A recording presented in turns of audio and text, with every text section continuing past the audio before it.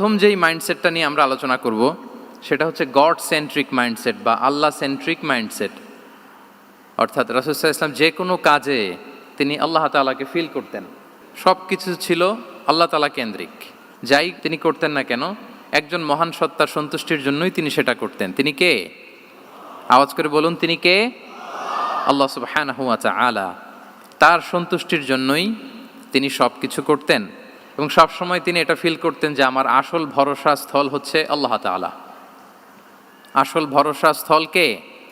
আল্লাহ তাআলা। এবং আল্লাহকেই তিনি ওনার নিজের অভিভাবক হিসেবে সবসময় চিন্তা করতেন এবং তার দয়ার পরশেই যে আমরা বেঁচে আছি, তিনি যে আমাকে আগলে রেখেছেন, সার্বক্ষণিক এটাকে মনের মধ্যে ধারণ করা, সবসময় এই চিন্তাটা ভেতরে লালন করা, এটাকেই বলে গড সেন্ট্রিক মাইন্ডসেট বা আল্লাহ সেন্ট্রিক মাইন্ডসেট। এই মাইন্ডসেটের অধিকারী যদি আপনি হতে পারেন, আপনি একটা ডিভাইন পাওয়ার শিল্ডের ভেতরে থাকবেন, একটা ডিভাইন প্রোটেকশনে থাকবেন।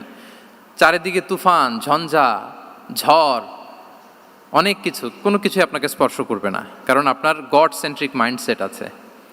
একটা মহাশক্তিধর সত্তার সাথে আপনার সংযোগায়ন আছে, কানেক্টিভিটি আছে। সো প্রথম মাইন্ডসেটটা হচ্ছে গড সেন্ট্রিক মাইন্ডসেট। রাসূল সাল্লাল্লাহু আলাইহি ওয়াসাল্লাম সবসময় সব কিছু আল্লাহ তাআলার সন্তুষ্টির জন্য করতেন এবং তিনি ভাবতেন আমার কেউ না থাক, আল্লাহ আছে। যার কেউ নাই তার কে থাকে? আল্লাহ আছে। এটাই হচ্ছে গড সেন্ট্রিক মাইন্ডসেট। আসুন আমরা সিরাতের ভেতরে ঢুকে যাই। যেহেতু আমরা বলেছি থ্রু দ্য লেন্স অফ সিরাতের পরতে পরতে, সুন্নাহর পরতে পরতে আমরা দেখব যে তিনি গড সেন্ট্রিক মাইন্ডসেটের অধিকারী ছিলেন কিনা। আল্লাহর হাবিব সাল্লাল্লাহু আলাইহি ওয়াসাল্লাম একবার একটা যুদ্ধ থেকে ফেরার পথে মরুভূমির মাঝখানে সেনাবাহিনীকে থামিয়ে বিশ্রামের ঘোষণা দিলেন যে তোমরা একটু বিশ্রাম নাও। তো উনি একটা গাছের নিচে বিশ্রামের জন্য গেলেন এবং সেখানে গাছের ডালে ওনার তলোয়ারটা ঝুলিয়ে রাখলেন, ঝুলিয়ে বিশ্রাম নিতে লাগলেন, ঘুমিয়ে পড়লেন। হঠাৎ এক বেদুইন এসে রাসূল সাল্লাল্লাহু আলাইহি ওয়াসাল্লামের এই কোষবদ্ধ তলোয়ারটা কোষমুক্ত করে এরকম হাতে নিল। রাসূল সাল্লাল্লাহু আলাইহি ওয়াসাল্লাম ঘুম থেকে জেগে উঠলেন। এবার বেদুইন বলতে আরম্ভ করলো, মাইয়ামনাউকা মিন্নি, এই মুহাম্মদ তোমাকে এবার কে বাঁচাবে বলো, এই তো আমার হাতে তলোয়ার, কে বাঁচাবে? সাথে সাথেই আল্লাহর হাবিব সাল্লাল্লাহু আলাইহি ওয়াসাল্লাম উনি উত্তরে বললেন আল্লাহ। উত্তরে কি বললেন? কোনো চিন্তা ভাবনা নাই যে ওরে আঘাত করা যায় কিনা পাল্টা, বা কোনোভাবে ওর কনফিডেন্স ডাউন করা যায় কিনা, এদিক সেদিক কারো সাপোর্ট চাওয়া যায় কিনা, কোনো দিকে না তাকিয়ে কি বললেন? আল্লাহ। সব সময় তিনি আল্লাহ কেন্দ্রিক ছিলেন। এটাকে বলে গড সেন্ট্রিক মাইন্ডসেট। যে কোনো পরিস্থিতিতে তিনি আল্লাহ যে আমার সাথে আছেন এটা কল্পনা করতেন। এবং সুনানে আবু দাউদের একটি বর্ণনা এসেছে, রাসূল সাল্লাল্লাহু আলাইহি ওয়াসাল্লাম কানা নবী সাল্লাল্লাহু আলাইহি ওয়াসাল্লাম ইযা হাযাবাহু আমরুন সাল্লা, তাকে যখন কোনো জিনিস বিচলিত করতো তিনি জায়নামাজের মুসল্লায় দাঁড়িয়ে যেতেন, সালাতের জন্য দাঁড়িয়ে যেতেন।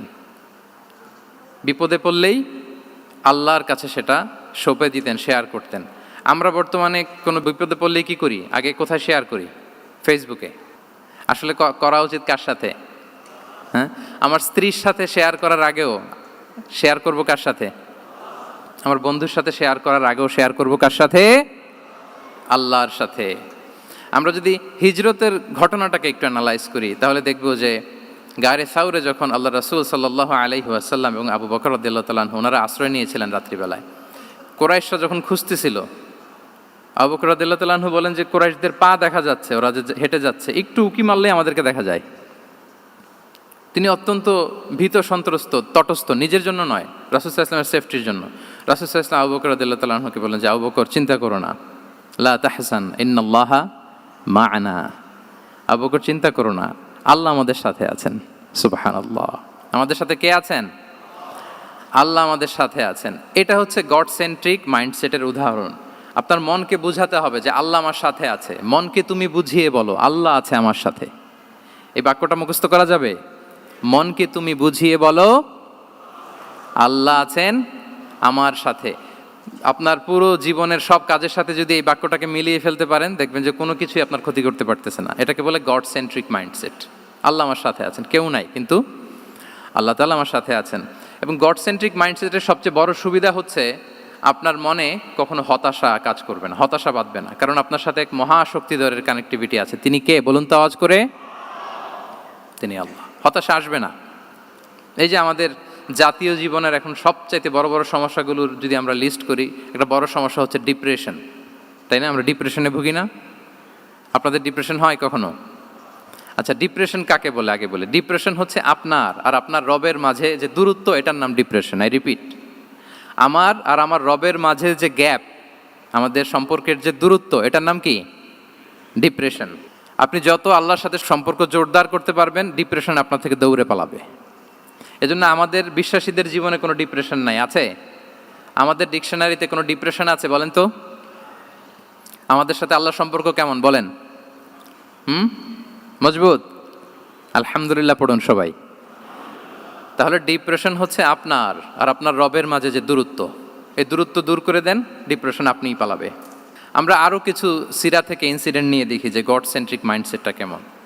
দ্বিতীয় হিজরিতে যে বদরের যুদ্ধ হলো, সে বদরের যুদ্ধে ইবনে মাসউদ রাদিয়াল্লাহু তাআলা আনহু তিনি বর্ণনা করেন যে আল্লাহ রাসূল সাল্লাল্লাহু আলাইহি ওয়াসাল্লাম আগামীকাল যুদ্ধ এর আগের দিন রাতে তিনি হাত তুলে এরকম দোয়া করতেছিলেন। আমরা তো এইভাবে দোয়া করি। আল্লাহর হাবিব সাল্লাল্লাহু আলাইহি ওয়াসাল্লাম তিনি দোয়া করতে করতে ইমোশনালি হাত এরকম উঁচু করে, হাত্তা ইউরা বায়াদু ইবতাইহি, বগলে শুভ্রতা দেখা যাচ্ছিল, উনি দোয়া করতেছিলেন, আল্লাহুম্মা আনজিজ লি মা ওয়া'আতানি, আল্লাহুম্মা আতিনি মা ওয়া'আতানি, আল্লাহ তুমি যে বিজয় দিবে বলে প্রতিশ্রুতি করেছিল, ওই বিজয় আমাদেরকে দাও, ওই ভিক্টরি আমাদেরকে দাও।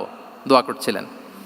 সাইয়েদনা আলী রাদিয়াল্লাহু তাআলা আনহু উনি বর্ণনা করছেন যে বদরের যুদ্ধের আগের রাতে আমরা সবাই ঘুমোচ্ছিলাম, কিন্তু রাসূল সাল্লাল্লাহু আলাইহি ওয়াসাল্লামকে দেখলাম যে না, উনি হাত তুলে শুধু আল্লাহর কাছে কান্না করছেন, দোয়া করছেন। আবু বকর রাদিয়াল্লাহু তাআলা আনহু উনি বলেন যে আমি যে দেখলাম যে তিনি ফজর পর্যন্ত দোয়া চালিয়েই যাচ্ছিলেন, দোয়া চালিয়েই যাচ্ছিলেন, দোয়া কন্টিনিউ করছিলেন তিনি। এবং দোয়া করতে করতে রাসূল সাল্লাল্লাহু আলাইহি ওয়াসাল্লাম এতটাই ইমোশনাল হয়ে গেলেন যে ওনার গায়ের চাদরটা নিচে পড়ে গেল। আবু বকর রাদিয়াল্লাহু তাআলা আনহু যে বলেন, ইয়া নবী আল্লাহ, কাফাকা মুনাশাদাতুকা রাব্বাক ফাইন্নাহু সায়ুনজিজু লাকা মা ওয়া'দাক। হে নবী, যথেষ্ট, এনাফ ইজ এনাফ, অনেক হয়েছে নবী, আন্না, আর কাঁদতে হবে না, আপনার রব আপনাকে ভিক্টরি বা বিজয় দান করবে ইনশাআল্লাহ।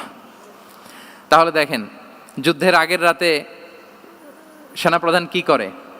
এই কৌশল ওই কৌশল, কোন দিক দিয়ে অ্যাটাক করা যাবে, ওয়ার স্ট্র্যাটেজি ঠিক করে, তার সাথে যারা আছে তাদের সাথে পরামর্শ করে। কিন্তু রাসূল সাল্লাল্লাহু আলাইহি ওয়াসাল্লাম সব কিছু সেট করে দিয়ে কার সাথে কানেক্টিভিটি করেছেন বলুন তো? আল্লাহর সাথে। This is called God centric mindset, Allah centric mindset. আমার হৃদয়টা সবসময় কার সাথে জুড়ে থাকবে? আল্লাহর সাথে, কারণ উনি ছাড়া আমার কোনো ঠিকানাই নেই।